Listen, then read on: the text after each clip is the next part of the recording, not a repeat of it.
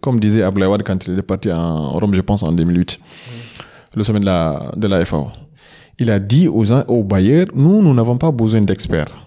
Nous n'avons pas besoin des gens qui nous viennent pour nous faire apprendre quelque chose. Non, donnez-nous l'argent que vous voulez investir, donnez-nous cet argent-là et mettez-nous à l'épreuve. Laissez-nous essayer, on essaie. Mais on n'a pas besoin d'être dicté. Mais tant que tu es dicté, ça ne peut pas marcher. Tant que tu théorises sans la mise en œuvre pratique, ça ne peut pas marcher. Et puis, on n'a pas besoin, comme si je peux répéter, on n'a pas besoin des programmes énormes, des programmes très bas. Non. On a besoin des programmes qu'on peut atteindre dans un laps de temps et qu'on peut vérifier, qu'on peut y suivre, qu'on peut évaluer à temps.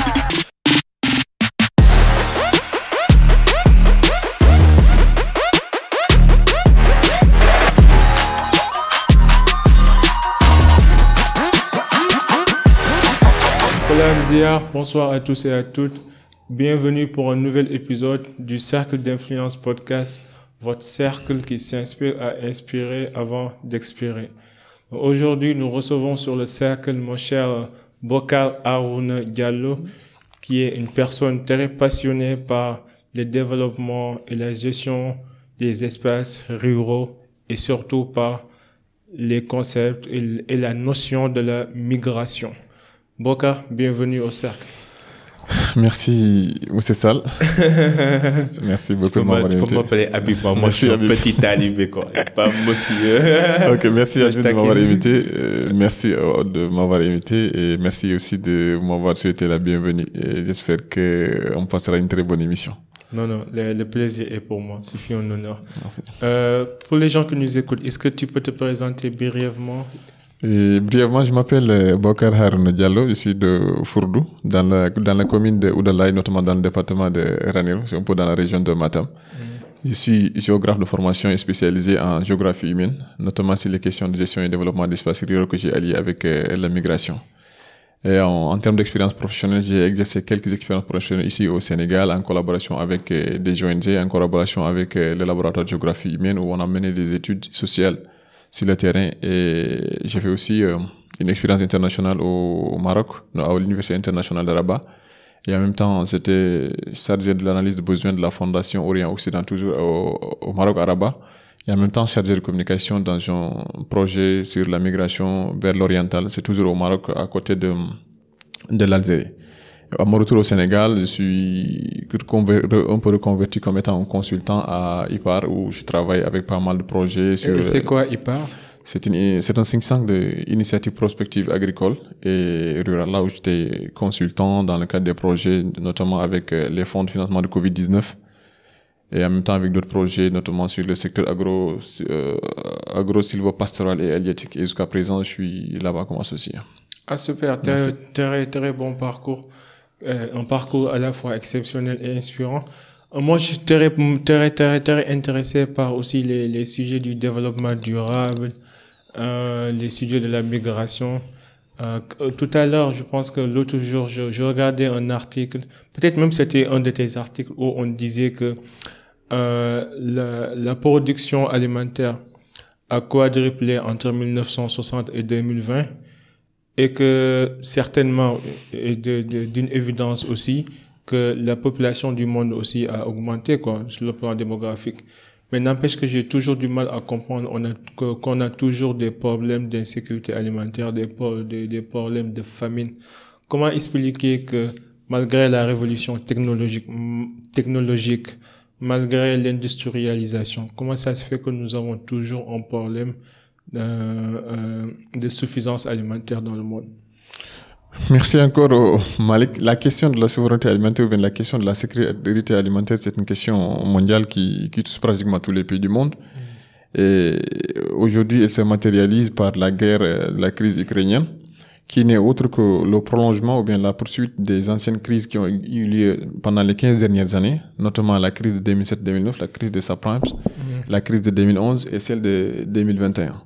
La crise ukrainienne et en même temps la crise de la Covid-19, qui est la crise, je pense que l'une des crises que nous n'avons pas connues pendant autant d'années.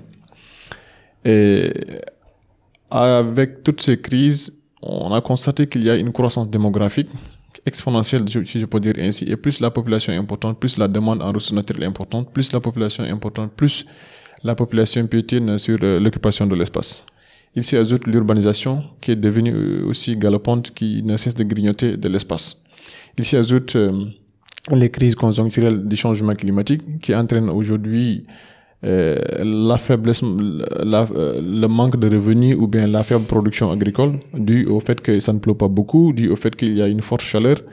Il s'y ajoute la dégradation de l'environnement, il s'y ajoute la déforestation, il s'y ajoute la cherté des intrants, la cherté des fertilisants. En dehors de tout ça, aujourd'hui, nous avons fait face à une crise alimentaire qui est aujourd'hui engendrée par la guerre Ukraine et Russie en même temps, qui montre qu'aujourd'hui, il y a quand même une incohérence dans toutes les politiques et programmes de développement agricole entreprises par les États africains depuis les années de l'indépendance jusqu'à nos jours. Je m'explique. Aujourd'hui, il y a plus de 25 pays dans le monde qui dépendent de l'Ukraine pour l'approvisionnement alimentaire. Et la crise ukrainienne a fait qu'aujourd'hui, ces pays sont confrontés aujourd'hui à un manque d'approvisionnement alimentaire par le simple fait qu'il y a plus de 20 pays dans ce monde, 20 pays fournisseurs, 20 pays dans le monde, dans les pays développés qui ont aujourd'hui interdit l'importation de leurs produits alimentaires.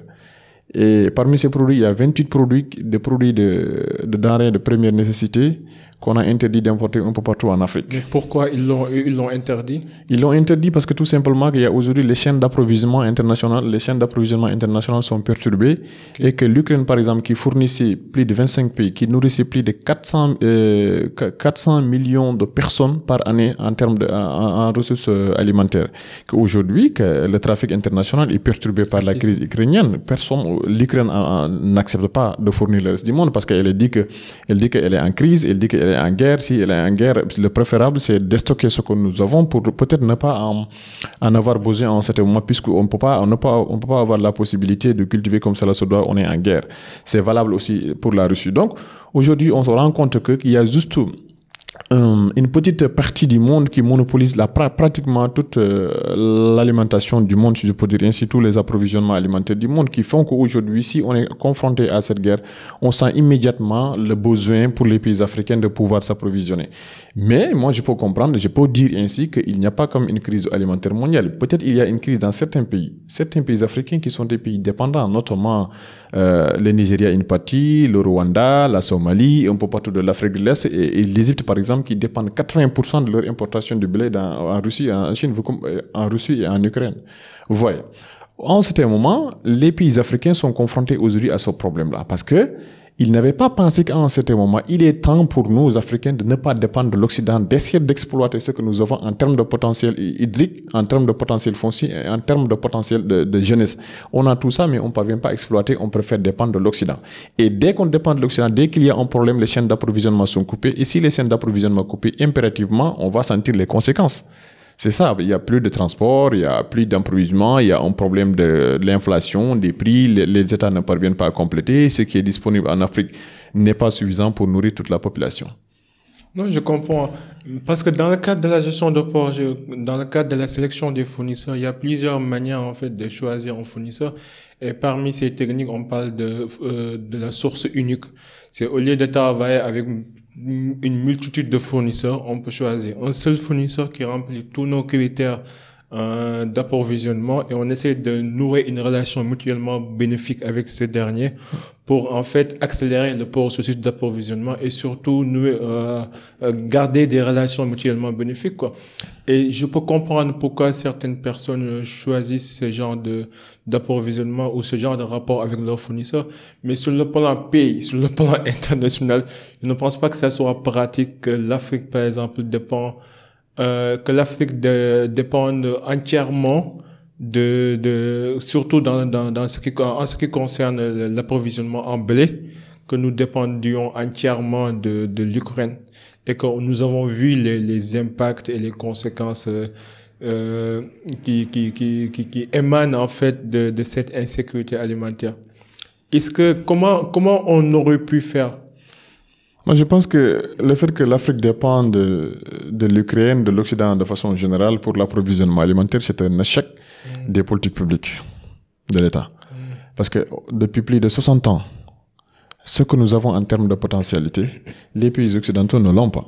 Mais je me dis qu'en certain moment, que les États, il y a un manque de volonté politique par rapport de la part de nos gouvernements, qui ne veulent pas ou bien qui ne parviennent pas à appliquer directement leur politique.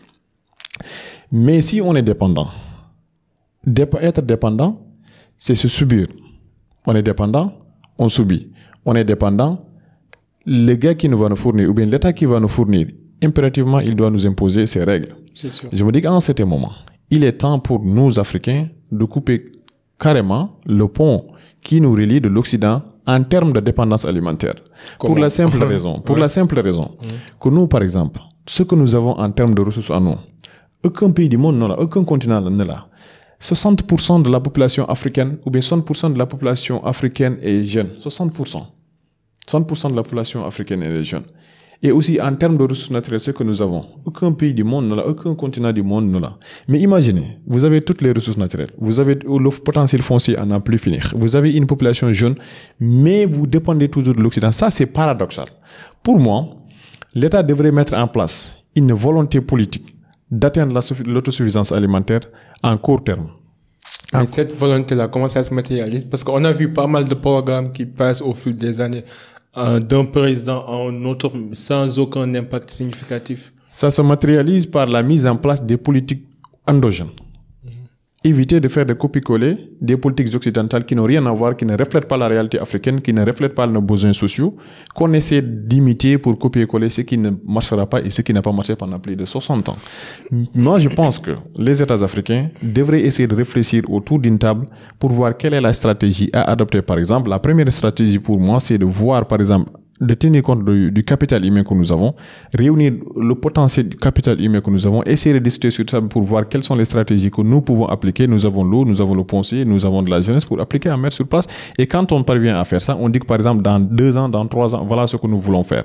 Et de façon pragmatique, voilà ce que nous voulons faire. On n'a pas besoin de faire des programmes vastes pour qu'on ne peut pas atteindre dans 2 ans, dans 3 ans. Non, commençons par le bas pour aller vers le haut.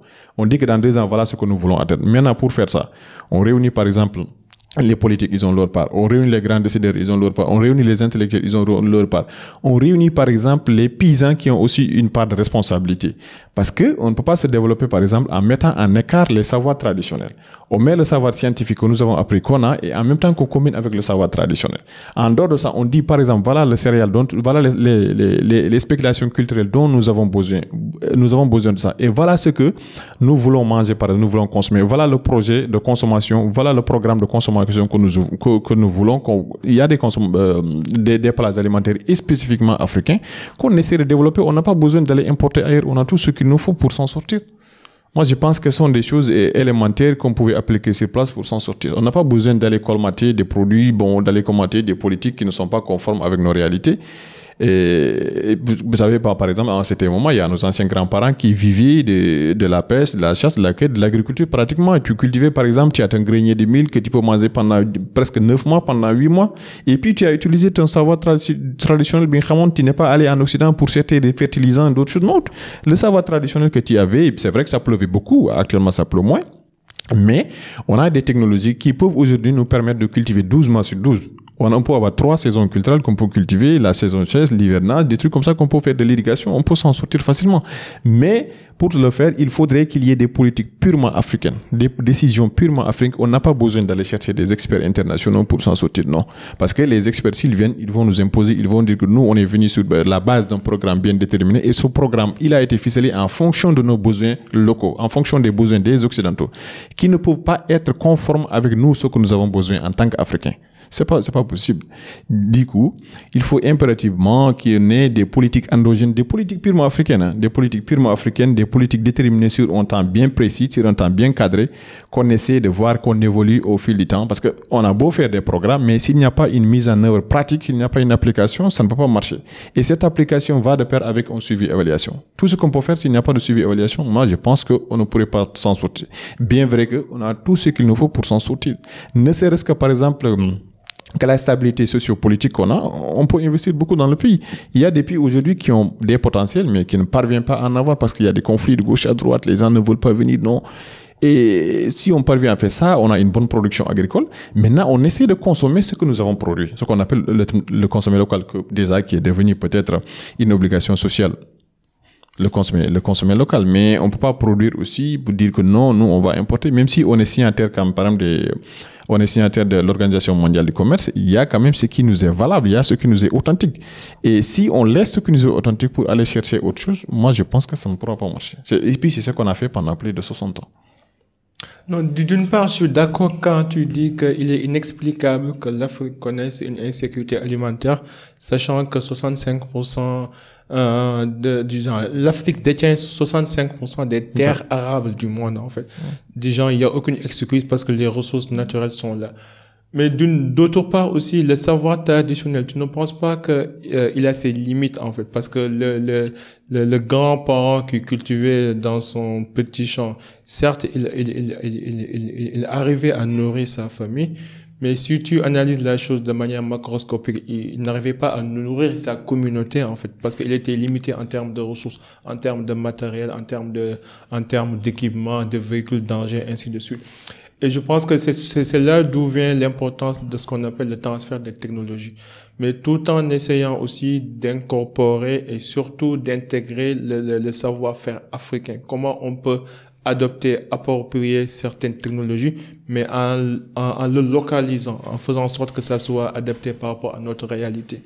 Tu sais, par exemple, vers les années 70, il y a le Brésil qui a voulu relancer sa machine agricole. Le Brésil a dit qu'est-ce qu'on doit faire. Il y a la connaissance scientifique. Ça, ce sont des choses qu'on a apprises. Des connaissances, ça, ce sont des connaissances universelles. Ouais. En dehors de ces connaissances universelles, on a des savoirs traditionnels. Maintenant, qu'est-ce qu'on va faire? On va essayer de combiner le traditionnel et le modernisme. On combine les deux. Ouais. Et je suis d'accord que si vous parlez de la technologie agricole, ça, je suis parfaitement d'accord. Si vous parlez de l'utilisation des engrais, je suis parfaitement d'accord. Mais Habib, par exemple, moi, je suis un paysan. Je ne sais ni lire ni écrire et je ne sais même pas comment utiliser une dose d'engrais. Vous venez par exemple, l'État me subventionne de l'engrais ou bien Habib, tu me donnes de l'engrais. Tu me dis que voilà l'engrais. Tu penses que ce même engrais-là aura la même dose que le maïs, aura la même dose que le mil et aura la même dose que les autres spéculations culturelles. Et comment faire l'engrais-là? Sur quelle base? Quand? Où? Et comment? Tu me donnes l'engrais sans que je n'ai aucune formation sur ça, aucune connaissance d'utilisation de cet engrais-là, c'est pas possible. C'est pas possible. C'est la partie accompagnement. C'est la partie accompagnement. Maintenant, de l'autre côté, par exemple, toujours sur le savoir traditionnel, il y a ce qu'on appelle la rotation triennale. Nos parents serrés, c'est ce qu'ils faisaient. La jachère, par exemple, ça sont des techniques traditionnelles qu'on a trouvées ici. Il y a, par exemple, de l'engrais biochimique, si je peux dire ainsi, parce que chez nous, par exemple, les Peuls, tu as ton enclos de moutons, il y a des excréments des moutons et tout, et à l'approche de l'hivernage, on part au niveau de ces enclos, on enlève ces excréments-là qu'on part déposer au niveau des champs qui va constituer un engrais chimique.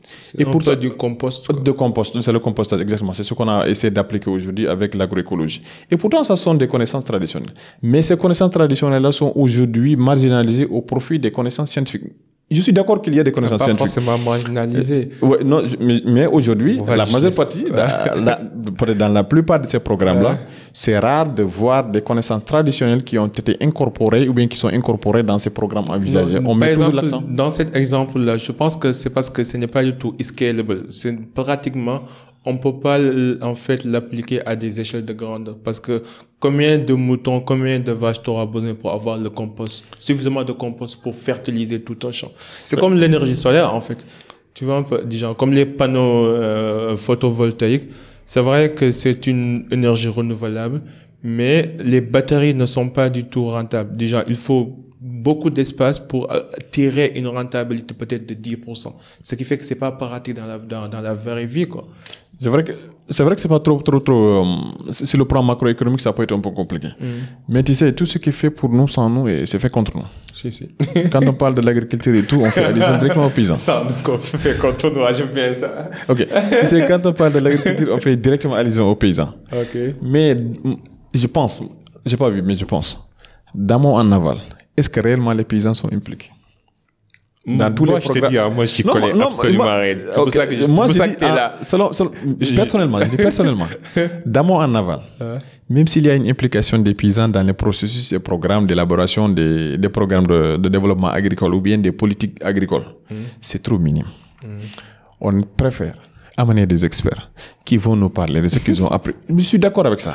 Mais n'oubliez pas que les paysans là, il a des connaissances que nous ne détenons pas. C'est-à-dire que dans certains domaines, il serait mieux d'impliquer le scientifique, mais aussi d'impliquer les paysans qui ne savent ni lire ni écrire, mais qui a une connaissance pas traditionnelle. Oui. Maintenant, si on combine les deux, je sais qu'il peut y avoir des tombées inestimées, en fait, qu'on n'avait pas pensé peut-être avoir. Je suis d'accord que les connaissances scientifiques, bien, les techniques alimentaires, les techniques agricoles scientifiques ont beaucoup plus d'impact que la connaissance traditionnelle. Mais la connaissance traditionnelle peut être un apport aussi. Non, moi, je suis d'accord, parce que d'une part, tu as parfaitement raison. Parce que le paysan, là, son savoir traditionnel, c'est un savoir anecdotique, c'est un savoir expérimental, alors que le scientifique, lui, il fait des recherches, il se base sur des hypothèses qui peut-être le paysan, il l'a déjà appliquées. Tu vois un peu, donc c'est important de combiner les deux. Mais toujours, si on reste sur le climat africain, par exemple, dans ton article, tu disais que il existe 800 millions de personnes qui connaissent la famine dans le monde. Et parmi les 800 millions, les 1/3, en fait, viennent de l'Afrique, sachant que l'Afrique détient 65% des terres arabes. Comment on peut changer la tendance, en fait? Surtout la famine, parce que la famine, c'est un cas quand même un peu délicat, quoi. Tu sais, c'est vraiment une maladie, je dirais même une endémie, quoi. J'ai parcouru le dernier rapport de la FAO sur la sécurité alimentaire. Et ils ont dit que d'ici quelques mois, 13 millions de personnes risquent d'être atteintes de la faim, de l'insécurité alimentaire. Et généralement, ces 13 millions seront en Afrique et en Asie. Comme toujours. Généralement. Du coup, on a du pain sur la planche. Mais toujours est-il que, pour s'en sortir, la première des choses, c'est cette volonté politique qu'on doit mettre en avant, sans discrimination aucune. Pourquoi politique? Pourquoi politique? Pourquoi politique? Pas politique politicienne, mais politique de développement. Pourquoi politique? Moi, je peux être un paysan. J'ai beau vouloir mettre en œuvre pas mal d'hectares de terre, mais j'ai pas tous les moyens. Même si j'ai quelques éléments, j'ai pas tous les moyens. Maintenant, tu sais, il y avait, je pense, le protocole de Maputo de 2003, qui avait dit que pour tous les pays signataires, que chaque pays essaie d'attribuer 10% de son budget à son programme agricole, 10%. Le Sénégal, quand même, est en train de faire des efforts dans ce domaine. Je pense qu'on est entre 14 et 16 comme ça, si je ne me trompe pas. De notre budget national. Okay. Mais ce budget national-là, si par exemple on commence cette année, l'année prochaine, il n'y a pas de suivi, il n'y a pas de continuité. Quelqu'un d'autre vient, il change. Tu nommes par exemple un ministre, il vient, il change. Tu nommes un DG, il vient, il change. Chaque dirigeant qui vient, il essaie de mettre en œuvre quelque chose. Alors que la politique, c'est une continuité. Oui, je suis d'accord. Maintenant, dans cette continuité, l'État a fixé par exemple ces règles. On dit que dans quelques temps, dans 10 ans, dans 2 ans, dans 3 ans, on doit mettre ça sur place. Maintenant, ce qu'on doit mettre sur place là, ce ne sont pas des scientifiques qui doivent réfléchir sur place pour dire que non, on doit faire ça. Les gens qu'ils ont sur le terrain là, les paysans qu'ils ont sur le terrain, ça, ce sont des ressources humaines de qualité qui doivent être introduites dans ce qu'on est en train de réaliser, dans ces programmes qu'on doit faire. Maintenant, dans ces programmes-là, est-ce que, par exemple, je donne juste un exemple, est-ce que le mil, il est beaucoup plus adapté, par exemple, dans le nord, dans le Djeri, dans le Walo? Tu sais, chaque zone écogéographique a ses propres spécialités. A ses propres spécialités, que ce soit dans le domaine agricole, que ce soit dans le domaine des ressources naturelles ou quelque chose comme ça. Maintenant, en fonction de ces réalités-là, et quelle est la céréale ou bien quelle est la spéculation la plus consommée? On voit par exemple que vers le sud, c'est le riz, ou bien on voit par exemple le sud, c'est le mil. Est-ce que on ne doit pas essayer de faire ce qu'on appelle une politique de capitalisation sectorielle?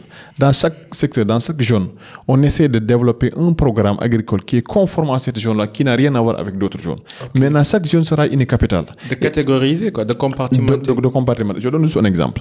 Sur le plan le programme de Paracas de 2017, on avait dit qu'on va atteindre l'autosuffisance alimentaire en 2017. Et pourtant, c'était possible. C'était possible pour deux raisons. Parce que tout ce qui est de ressources hydriques, on en dispose. Comme par exemple, au niveau de la vallée des fleuves, avec la Saïd par exemple, ce sont des aménagements hydro-agricoles à n'en plus finir. Mais il n'y a que quelques hectares qui sont mis en œuvre par rapport au nombre qui existe. Je ne voulais pas évoquer le nombre parce que j'ai été là-bas récemment, je sais ce qui se passe, on a fait au moins des choses, tu vois. Mais jusqu'à présent, ça reste. Et puis les aménagements, ce sont des aménagements à la limite archaïques. si je peux dire ainsi, parce qu'il y a beaucoup de choses qui manquent. Je ne veux pas entrer dans les détails, mais j'en sais quelque chose. Je comprends. Tu vois. Donc, ça veut dire qu'au niveau de la vallée du fleuve, toute la zone nord du pays pouvait être considérée comme étant une capitale en riz, par exemple. On dit que cette zone-là, tu fais ça. Mais qu'est-ce qui empêche que ça soit ce qui empêche de ça, c'est vrai que c'est l'incohérence des politiques mises en œuvre. Les politiques proposées, pour moi, c'est ça, c'est l'incohérence. Parce qu'il y a des choses qu'on peut appliquer qui ne sont pas possibles. On peut changer du jour au lendemain, je suis d'accord. Mais tant qu'on ne tient pas compte de la réalité sociale, tant qu'on ne tient pas compte des besoins de la population, tant qu'on ne tient pas compte des plats que nous consommons du jour au lendemain, c'est pas possible. On a beau vouloir changer. Mais ça ne marchera pas. C'est-à-dire que il faut que cette volonté politique qu'elle soit mise en place. Il faut impliquer tout le monde d'amont en aval. Il faut la mise en place, par exemple, la disponibilité de la mécanisation agricole, par exemple. Cette mécanisation agricole, il faut aussi qu'elle va de pair avec la mise en place des intrants de qualité. Parce on a beau vouloir labourer, mais si on n'a pas des intrants de qualité, moi, je me dis qu'on ne peut pas s'en sortir davantage. Ces intrants de qualité-là peuvent peut-être va de pair avec la transformation, parce qu'on peut produire beaucoup, mais qu'il y a quand même des pertes à n'en plus finir, comme par exemple, vous partez au niveau de la vallée du fleuve Sénégal, il y a les agriculteurs de l'oignon, mais qui pourrissent, les oignons qui pourrissent après la récolte, parce qu'il n'y a pas de chambre de froid, il n'y a pas de conservation, des zones de stockage, de conservation. Mais en dehors de tout ça, si on parvient à récolter et tout, est-ce qu'il y a une possibilité de pouvoir acheminer au niveau du marché, que ce soit au marché local, que ce soit au marché national? Dans ces zones-là aussi, on peut faire des stratégies de diversification économique en fonction des marchés que l'État essaie de créer, des marchés publics bien structurés là où on pourra écouler et qu'il y ait un contrôle régulier de l'État sur ce que nous consommons, sur ce que nous produisons. Mais tant qu'il n'y a pas cette possibilité-là, on a beau essayer, mais ça ne marchera pas. On a beau essayer, ça ne marchera pas. Je pense que le problème des Africains, c'est le suivi et l'évaluation. Parce que je connais beaucoup de pays, par exemple, qui n'ont pas assez de ressources naturelles, mais par contre arrivent à avoir un écosystème agricole qui marche et qui arrive à exporter des denrées alimentaires partout dans le monde, que ce soit le cas de Hollande, le cas de Singapour. C'est des pays, en fait, qui servent d'exemple. Donc, je comprends pas comment ça se fait que le Sénégal, on a tout ce qu'il faut, mais malgré tout, au niveau gouvernance, au niveau transparence, on est carrément on est carrément dans de sérieux problèmes, quoi. Comme disait Einstein, je pense qu'on passe notre temps à mesurer ce qui mérite pas d'être mesuré, et on passe notre temps à compter ce qui ne mérite pas d'être compté, au lieu de se focaliser réellement sur un bilan, évaluation, plan d'action, feuille de route, suivi, ainsi de suite. La façon dont tu as détaillé, logiquement, c'est comme ça que ça devait aller. Mais nous, Africains, généralement, on préfère la théorie que la pratique.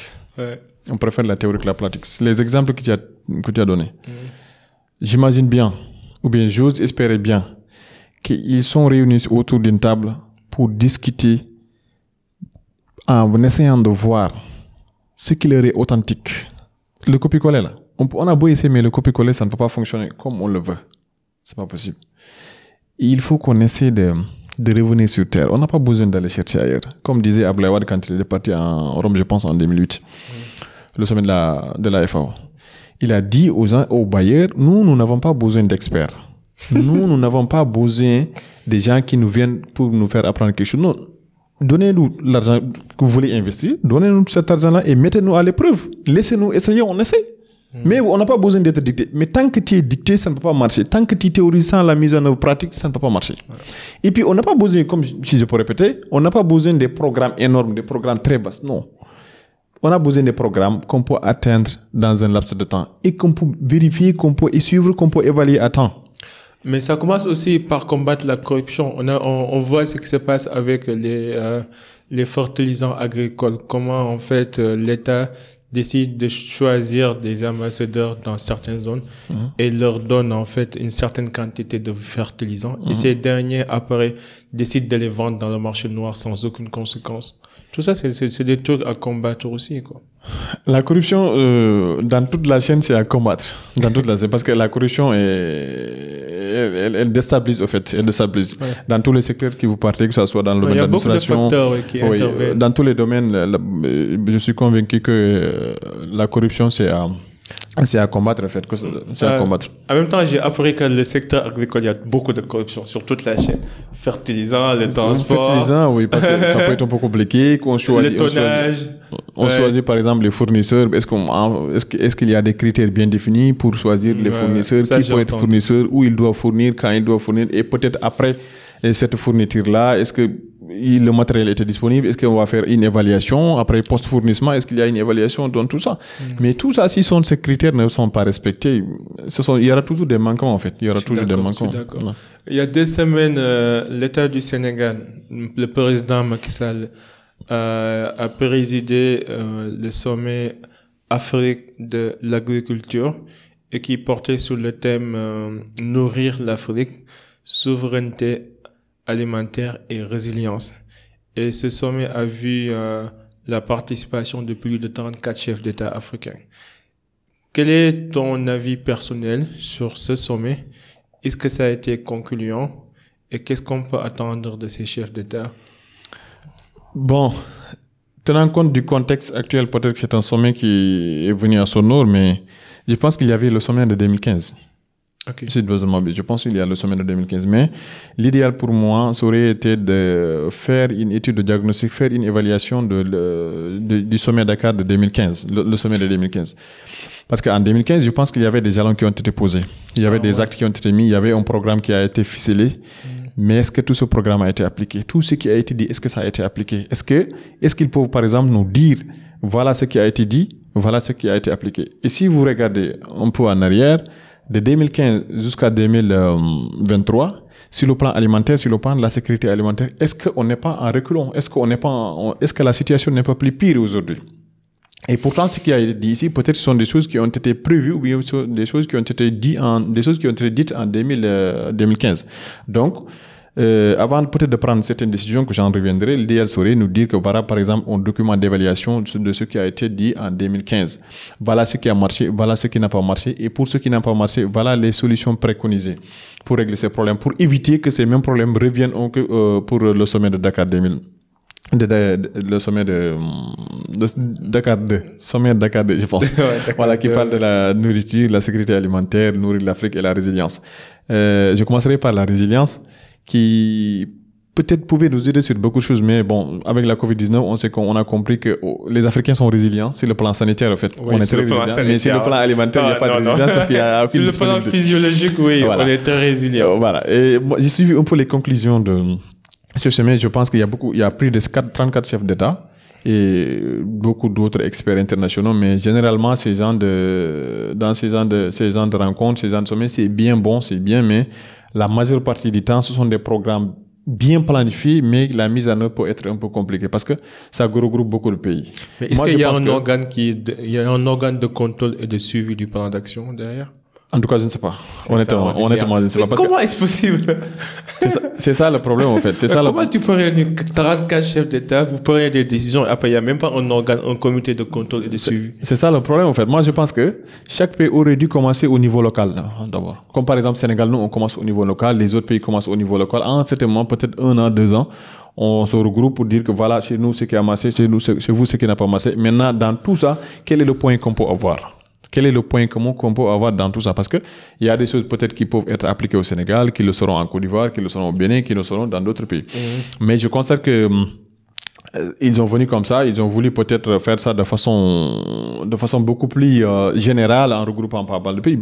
Ça peut être bien, le concept, ça peut être bien, mais la mise en œuvre, s'ils parviennent à le faire, ça serait excellent. Parce que je pense qu'ils ont évoqué la politique de la maîtrise de l'eau, parce que sans l'eau aussi, il n'y aura pas de l'agriculture. Hors saison. C'est pas possible. Ils ont parlé aussi de la mécanisation agricole, c'est bien. Et d'ailleurs, je pense que j'ai vu que le président Macky Sall a réceptionné, je pense, un matériel agricole d'une valeur de 85 milliards. Je ne sais pas si c'est hier, je pense. Au moins, ça, c'est bien. Et ils ont parlé aussi de la mécanisation agricole, des intrants de qualité, la maîtrise de l'eau. Ça, ce sont des choses qu'ils ont parlé. Mais je pense que ce sont des choses qui ont été théorisées bien avant, pendant des années. Mais la mise en œuvre pratique avec des résultats probants, ça manque toujours à venir. Ça manque toujours à des résultats probants. Même si, par exemple, il y a des choses qui commencent à marcher. Ça commence à venir, mais ça reste, ça reste parce que nous, au Sénégal seulement, on pouvait s'en sortir parce que pratiquement l'agriculture sénégalaise repose sur l'agriculture de rente. C'est soit le coton, c'est soit l'arachide. Par contre, il y a d'autres ici, comme par exemple l'horticulture. Il y a beaucoup d'autres choses, d'autres cultures qu'on pouvait faire ici au Sénégal, s'en sortir sans problème.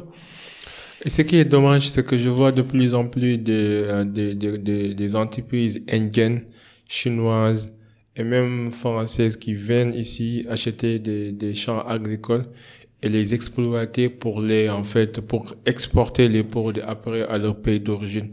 Et pourtant, ils arrivent à s'en sortir. Imagine des étrangers qui arrivent à mettre en place des systèmes, un maillage agricole qui marche. Alors que nous, les locaux, on a du mal à assurer ce genre d'activité. Peut-être c'est un problème de business, c'est un problème de fonds, c'est un problème d'investissement. Tout ça, je pourrais comprendre.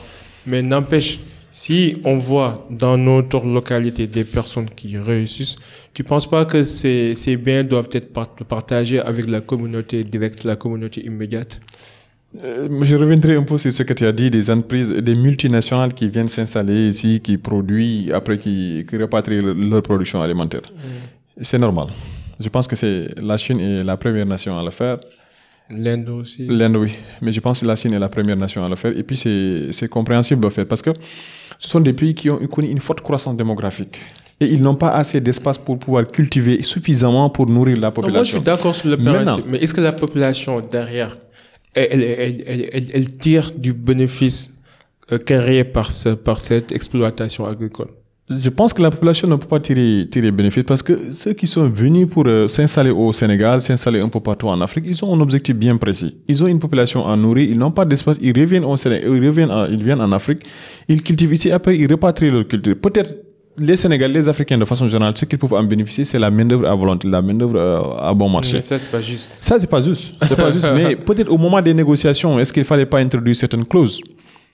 Est-ce qu'il fallait pas introduire ça? Ça, d'accord, vous venez cultiver ça, mais ça, vous transformez ça ici, ça, vous laissez ça, oui, ça, vous emportez ça. C'est ce qui est logique. Mais je me dis, est-ce que ce sont des choses qui ont été faites? C'est ça le problème. C'est ça le problème. Mais peut-être ils viennent aussi, ils utilisent nos terres, ils cultivent. Non, moi, ça ne me dérange pas parce qu'on est dans un monde mondialisé. On peut pas faire tout seul, quoi. On a besoin des contrats avec les autres pays, mais au moins que les contrats soient bien faits et que le voisinage, en fait, puisse en tirer les bénéfices. Sinon, ça n'a pas de sens. Ça amène des frustrations, quoi. Et à la limite, même une rébellion, quoi. Tu connais mieux que moi, par exemple, les États n'ont pas d'amis. Ils n'ont que des intérêts. Si, par exemple, tel État X vient dans un État Y pour des raisons personnelles, et il sait que c'est pour venir peut-être imposer ma suprématie, je vais le faire. Mais l'idéal serait été qu'il y ait une discussion, qu'il y ait des clauses concrètes qui mettent en place la part de gagnant-gagnant, qu'il y ait un partenariat gagnant-gagnant, que chacun en gagne. Mais si cela n'est pas fait, et que peut-être les étrangers, ils viennent, ils imposent ce qu'ils veulent, mais ils vont faire ce qui les arrange. Non, je disais même à un ami que dans 10 ans, on sera des pauvres étrangers dans nos propres pays. C'est ça. Parce que tu sais pourquoi? Tu es dans un pays, tu vois tes ressources sont en train de partir, et toi, tu es là, tu n'as pas de travail.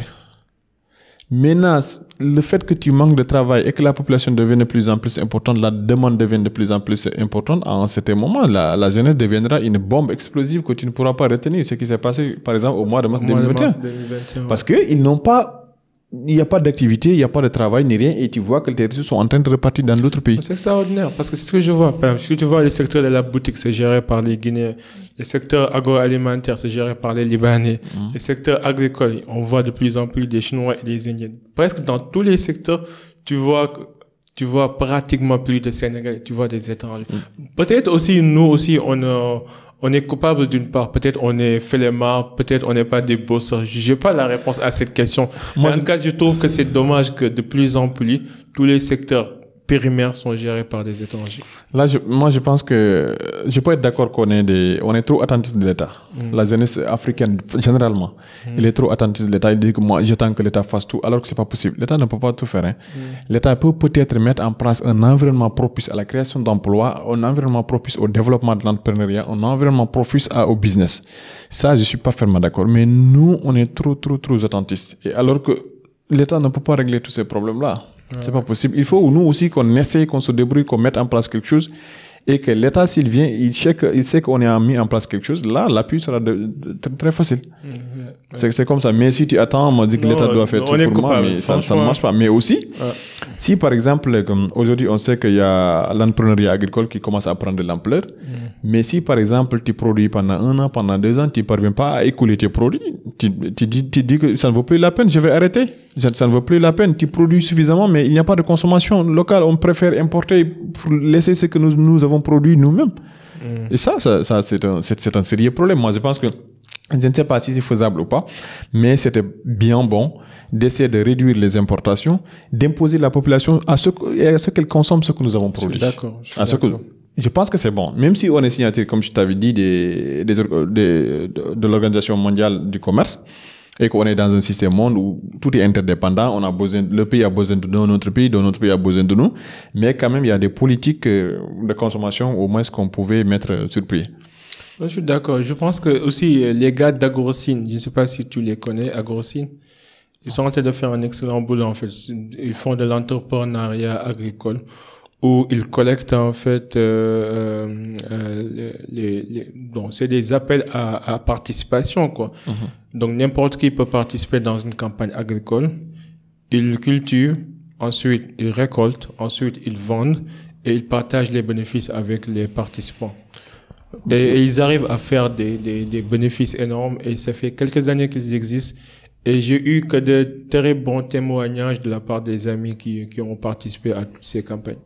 Ça, c'est une bonne stratégie. C'est un peu comme les DAC, les domaines agricoles communautaires. C'est bien, même si ça n'a pas touché tout le Sénégal, mais c'est bien. Il y a aussi d'autres programmes, comme le programme de l'ANIDA, qui est en train de faire un excellent travail d'ailleurs. Il y a aussi d'autres. Moi, on a travaillé dans un projet qui copte pratiquement des jeunes, qui les donne tout ce qui est formation professionnelle, tout ce qui est des outils, toute la qualification professionnelle dans le domaine agricole. Et que ces jeunes-là, par exemple, partent pour cultiver la terre. Et s'ils cultivent, on essaie quand même l'organisme avec lequel ils travaillent, essayer de les trouver des partenaires. On crée des agrégats, par exemple. Tu as ton projet, c'est moi qui t'ai aidé à avoir la formalisation du projet, à tout mettre en œuvre. Tu pars, tu cultives, tu as tous tes produits. Après, tu m'appelles, tu me dis que moi, j'ai fini, mais je ne sais pas comment faire pour écouler. Après, je me débrouille pour trouver des partenaires pour le faire. Ça, c'est un modèle qu'on est en train de développer dans le pays et je trouve que c'est excellent. Non, je trouve qu'il y a beaucoup de jeunes qui font des choses exceptionnelles, même si que de manière globale, c'est vrai que le système fait défaut, mais quand même, j'aimerais voir tous ces jeunes arriver au sommet et pouvoir en fait distribuer, repartir, changer complètement le système et donner un peu d'espoir à la nouvelle génération. Absolument. Est-ce que toi, personnellement, est-ce que tu es optimiste par rapport à l'avenir quand tu vois tout ce qui se passe? D'une part, oui, parce que je pense que la jeunesse africaine généralement, et en particulier la jeunesse sénégalaise, commence à prendre une certaine conscience. Parce qu'on disait que non, tout, on dépend de l'Europe, on dépend de l'Occident et tout, mais en certain moment, je vois que les jeunes commencent maintenant à prendre la chose en main, quoi. Ils disent que maintenant, c'est à nous, on réclame le patriotisme économique dont on parle, en fait. Et le repli sur soi, le nationalisme économique dont on parle, je pense que si ça continue comme ça, les jeunes, s'ils n'ont pas changé de stratégie entre-temps, moi je suis vraiment optimiste, s'ils n'ont pas changé de stratégie entre-temps, parce que ça commence à changer, les jeunes commencent à s'adonner à l'agriculture, à la pratique agricole, à l'entrepreneuriat, tout ce qui est l'embauche bovine, tout ce qui est agriculture aussi, parce que ce sont des secteurs aussi clés qui participent à la création d'emplois. Hein. Donc, si ça continue comme ça, moi, je suis vraiment optimiste. Si ça continue comme ça. Ah, c'est super, c'est bien. Et je pense que peut-être qu'un jour, on aura peut-être un État qui va mettre beaucoup davantage l'accent sur la politique de la jeunesse, quoi. Et aussi donner confiance à la jeunesse parce que aussi, c'est comme ça. Il faut que les jeunes soient impliqués dans les processus de décision.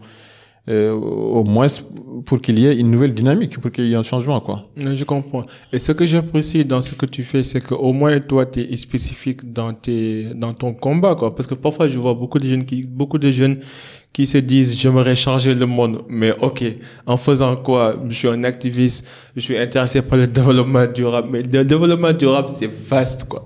C'est pas un sujet spécifique. Le développement durable, c'est le réchauffement climatique, c'est la RSE, c'est l'agriculture, c'est la sécheresse. Donc, c'est bien de choisir une niche, d'avoir un objectif spécifique et de concentrer, en fait, son énergie à la résolution de ce problème spécifique. Et c'est pour ça que j'aime bien quand tu fais tes articles ou quand tu partages tout ce que tu fais. Mais au moins, toi, on sait que tu es intéressé par l'agriculture et par la migration. Et ça, c'est important de bien cibler sa bataille et de s'y donner à fond, quoi. Merci, Habib. Mais tu sais, il y a un proverbe qui dit qui trop embrasse mal étreint. Qui trop embrasse mal étreint. Ok. À vouloir être partout, on risque d'être nulle part. C'est ça le problème de la fougue de la jeunesse, quoi. C'est comme ça. Je pense que chacun devrait définir son champ d'intervention, son terrain d'intervention, et qu'il essaie d'exceller dans ce terrain, qu'il essaie d'impacter au fait, qu'il essaie d'apporter quelque chose de positif dans ce qu'il est en train de faire. Mais à vouloir être partout, je pense que j'aime bien les personnes pratiques et spécifiques. C'est ça. Mais après, on va parler de la migration un peu rapidement, parce que je pense que l'une des conséquences de l'insécurité alimentaire ou de la pauvreté, de la famine, c'est quoi? C'est la migration économique. C'est de plus en plus, on voit de plus en plus des jeunes qui prennent en fait les pirogues ou bien qui se sacrifient à la recherche d'un avenir meilleur. Quel est ton avis sur ça et comment on pourrait améliorer en fait la vie de ces jeunes, que ce soit par une formation ou par un transfert de compétences, pour leur donner suffisamment d'outils pour qu'ils puissent être en mesure d'avoir un boulot digne et de prendre soin de leur famille? Tu sais, soit, je pense qu'il y a un grand penseur qui l'avait dit, j'ai oublié le nom. Il avait dit que soit les hommes suivent les richesses, soit les richesses suivent les hommes. Ok. Il n'y a que ces deux possibilités-là. Et je me rappelle un jour, j'étais en train de faire une enquête, je pense que c'était dans la région de Kaolack. J'ai parlé avec un jeune, après on a échangé, il me dit que je préfère aller mourir ailleurs que de voir mes parents souffrir de faim. Ouais, c'est un peu compliqué. Et je comprends aussi. Et puis c'est normal. Oui, moi, avant, quand même, je comprenais pas. Ah. Mais avec le temps, avec l'âge, quand j'ai vu beaucoup d'amis, oui, là, je comprends mieux. C'est normal. Il y a beaucoup de raisons qui peuvent aujourd'hui expliquer ce phénomène migratoire qui a commencé d'ailleurs à prendre de l'ampleur à partir de 2005. Et je pense que c'est à partir de là que Abdoulaye Wade a essayé de mettre en place des programmes comme Goana, comme le Plan REVA, pour essayer de contenir les jeunes, mais aussi pour pouvoir avoir des financements. Mais bon, par la suite, que ça n'a pas marché comme il l'avait voulu. Et Macky Sall, quand il est venu aussi, il a mis en place pas mal de stratégies, mais on se rend compte que le taux de chômage est un peu élevé. Le taux de chômage est élevé et on se dit que on a des amis qui sont à l'Occident, par exemple, qui essaient de mettre dans notre tête que l'Occident, c'est l'Eldorado, au fait, que l'Europe, c'est l'Eldorado. Dès que tu viens, tu vas réussir facilement. En dehors de ça, ils voient, par exemple, dans les réseaux sociaux, quelqu'un qui est dans des lieux, comme par exemple la Tour Eiffel, ou bien la statue de... c'est pas la réalité. Après, tu te dis que non, celui-là, il est dans la belle vie, alors qu'il vend des objets comme ça, de clandestinement, ou bien il va au niveau des plages, qu'il vend des chassés, des choses comme ça. Peut-être même il fait autre chose qu'on ne préfère pas. Mais dans tout ça, moi, je pense que pour régler un peu la question de la migration, il faut d'abord qu'on essaie de conscientiser davantage les jeunes pour les dire que vous pouvez réussir chez vous. Il y a tout ce qu'il faut. Mais les conscientiser, les dire qu'il y a tout ce qu'il faut aussi en retour mettre quelque chose sur place. Quelle est cette chose-là? C'est d'essayer de mettre en place des stratégies, un environnement propice à la création d'emplois. Comme par exemple, l'industrialisation, par exemple. L'industrialisation est un secteur qui crée autant d'emplois.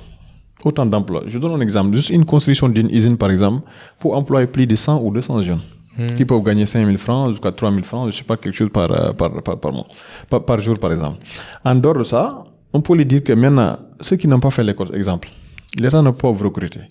Mais essayez de monter des projets, par exemple. Moi, je ne peux pas monter un projet, par exemple, parce que je n'ai pas fait l'école. Comme, par exemple, l'ADER, je donne un exemple. L'ADER, les 3 FPT, ils sont des structures de l'État. Même s'il y a des failles quelque part. Que ces structures... Il y a beaucoup de failles dans l'ADER. Il y a beaucoup de failles. Comme, par exemple, des structures pareilles, par exemple. Ce qu'elles sont en train de faire, quand on copte les jeunes, ils amènent leur projet.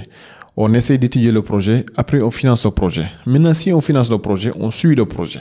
Avant d'ailleurs de financer le projet, essayez de voir, est-ce que le jeune porteur de projet, est-ce que réellement, il s'est approprié du projet? Est-ce que c'est lui-même qui a pensé le projet pour dire que moi, je veux faire ceci, je veux faire cela? Est-ce que le projet n'a pas été pensé, le projet n'a pas été conçu par Habib pour que Bokar mette ça en œuvre? Déjà, il y a une contradiction. Et si cela arrive, il y a toujours des détournements d'objectifs. Tu dis que tu veux faire ça, on te finance, tu fais autre chose parce que tu n'as aucun prérequis sur ce que tu veux faire. Tu ne sais même pas comment gérer l'argent. Tu n'as aucune qualification, ainsi minime soit-elle, pour au moins pouvoir mettre en place quelque chose. Maintenant, dans tout ça, peut-être que les stratégies, si je reviens un peu sur ça, c'est de participer à la formation des jeunes, surtout la formation en théorie et pratique. Dire les jeunes que vous ne pouvez pas être recruté qu'au niveau des bureaux. Essayez de mettre en place au moins votre petite entreprise. Que l'État facilite par exemple tout ce qui est l'obtention des papiers, tout ce qui est formalisation, comme ça, que l'État essaie de vous mettre quelque chose sur place, que l'État essaie de vous appuyer comme cela se doit, au moins pour que vous puissiez monter votre petite entreprise. Selon les filières, selon les jeunes, selon les spécialités, selon les besoins des marchés. Parce que aussi, je pense qu'une entreprise, ça répond à un besoin. On ne peut pas se réveiller un bon jour pour dire que je vais monter une entreprise comme ça parce que je veux monter, sinon j'ai des financements, je veux monter. Non. On monte un projet en fonction des besoins d'une zone, d'un territoire bien déterminé. Maintenant, par exemple, au niveau de chaque commune, ça peut être un peu compliqué, au niveau de chaque département, on peut faire ce qu'on appelle un profilage. On fait le profilage des jeunes. À partir de ce profilage, on essaie de voir les ressources, par exemple, existantes. Quels sont les secteurs sur lesquels on peut investir et qu'il y ait une rentabilité. Ça peut être un peu compliqué en fait. Oui, je comprends. Ça peut être un peu compliqué. Mais c'est normal, c'est un phénomène complexe. Voilà, ça peut être compliqué, mais ça sont des choses qu'on peut faire. En dehors de ça, on peut faire comme par exemple pour essayer d'éviter de donner de l'argent directement à ces jeunes qui vont détourner de leur objectif pour aller migrer, pour aller faire autre chose. Tu fais par exemple des banques agricoles, juste un exemple. Hein. Il y a par exemple...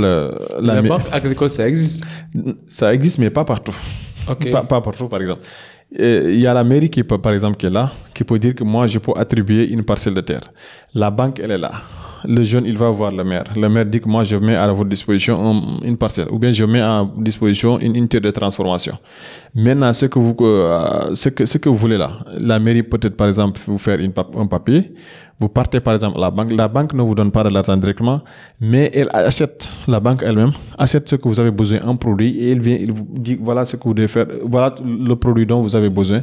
Appliquez ça et dans 1 an, 2 ans, vous allez nous rembourser l'argent. Maintenant, cet argent-là, il va falloir que le jeune porteur de projet participe aussi quelque chose. Si c'est 1 million, il doit donner 500 000 par exemple ou 100 000. C'est juste une somme.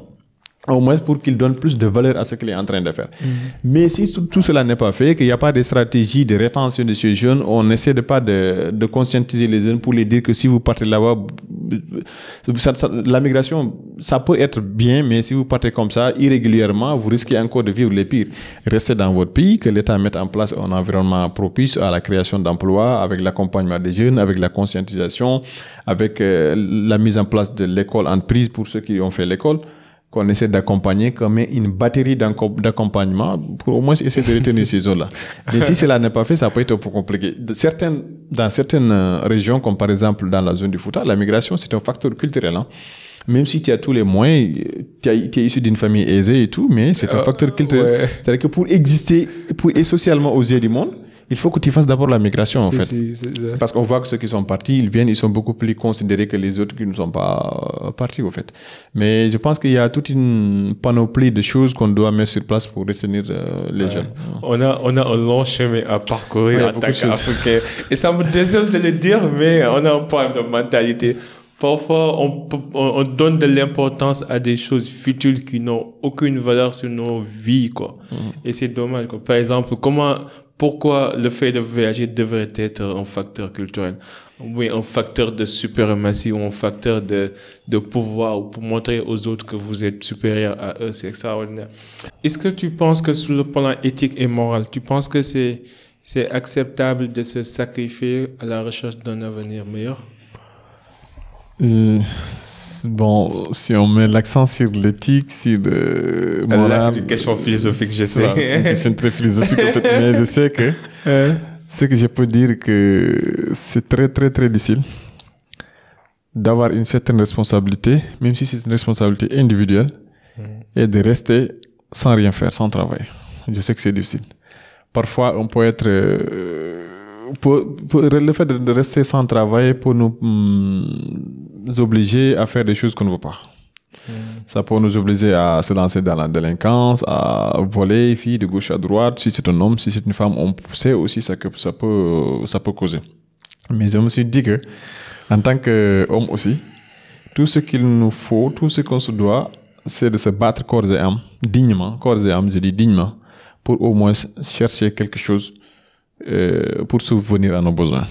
Parce que dépendre aussi, ça salit la dignité humaine, en fait. Je ne suis pas partisan de ceux qui tendent la main. Je ne suis pas partisan de ceux qui disent que je vais tout attendre de l'État ou je vais tout attendre de quelqu'un pour que je puisse trouver quelque chose. Non, non. J'essaie de me débrouiller d'abord, même si c'est difficile. Parfois, je peux me sacrifier. Je peux me sacrifier parfois pour essayer de subvenir à mes besoins ou bien de subvenir aux besoins peut-être de mes parents, de mes amis, quelque chose comme ça. Je me dis que on doit se donner à fond, on doit se donner la volonté au moins pour trouver quelque chose. Mais aussi, je ne vois pas l'importance de partir aveuglément comme ça, de partir irrégulièrement, de partir volontairement en fait, sans ambition, sans quelque chose comme ça. Ambition, pas ambition parce qu'on n'a pas de l'ambition, non, on a de l'ambition pour trouver quelque chose, mais cette ambition-là doit être suivi peut-être ou bien doit aller de pair avec quelque chose, avec un savoir pratique qu'on peut appliquer sur place. Parce que sinon, si tu vas, tu risques d'être exploité. Je suis d'accord. Et quel conseil donnerais-tu aux jeunes qui nous écoutent en ce moment et qui nous regardent et qui sont peut-être à la quête d'un avenir meilleur, ou bien des jeunes qui veulent se lancer dans l'agriculture mais qui se disent c'est un secteur très compliqué avec des barrières d'entrée super élevées. Est-ce que tu as un conseil à donner pour ces jeunes? Ou bien si tu devais donner toi principe, quel principe donnerais-tu? Je les donne des conseils que je me donne moi-même. Okay. D'abord, c'est d'avoir confiance en soi. Parce que ça, c'est fondamental, en fait. La confiance, c'est ce que vous nous fait exister, quoi. Moi, je pense. Il faut d'abord avoir confiance en soi. Et il faut que tout le monde sache que, ou bien il faut que les jeunes sachent que le Sénégal, il n'y a que les jeunes Sénégalais qui peuvent mener des stratégies de développement, des stratégies de diversification pour qu'il y ait au moins un développement au Sénégal. Aucun autre étranger ne va le faire. Ou bien s'il le fait, il le fera à son profit. Je le conseille de rester, je le conseille d'avoir confiance en soi, je le conseille aussi d'essayer de ne pas trop attendre de l'État, d'essayer comme de se débrouiller pour eux au moins se mettre en place quelque chose. Je peux comprendre que pour le moment, c'est difficile de travailler dans l'agriculture parce que il y a beaucoup de choses qu'on doit faire, même s'il y a des choses qui sont en train d'être faites par le gouvernement, par d'autres choses, par des organismes, mais je sais ça manque en fait, il y a des choses qu'on doit renforcer. Et peut-être que bientôt, Inch'Allah, ça pourra changer. Au fait, la donne peut changer. On peut mettre l'accent sur la consommation locale. On peut mettre l'accent sur tout ce qui nous est authentique en se basant uniquement sur ce qui nous est dû, au fait, pour au moins s'en sortir. Mais je ne les conseille pas de partir aveuglément comme ça. Non. Je préfère, moi, rester ici parce que je me dis qu'on peut s'en sortir, au fait. Parce qu'il y a beaucoup de potentialités, il y a beaucoup d'opportunités qui existent au pays. Ici au Sénégal, et il faut aussi aller à la recherche de l'information. Parfois, il y a des choses qui existent, qui sont accessibles aux jeunes, mais si on reste cloisonné, on reste cantonné entre les quatre murs, on risque de ne rien trouver. Du coup, il faut sortir, il faut être curieux, il faut taper toutes les portes pour au moins essayer de trouver quelque chose. Moi, je ne conseille personne de partir comme ça aveuglement. Je conseille aux gens d'avoir confiance surtout en soi, de dire que voilà mon objectif bien précis, j'ai une ligne directrice que je travaille, que je vais suivre. J'ai mes principes. Je n'accepte pas qu'on essaie de me dévier pour me dire fais ceci, fais ceci. Non,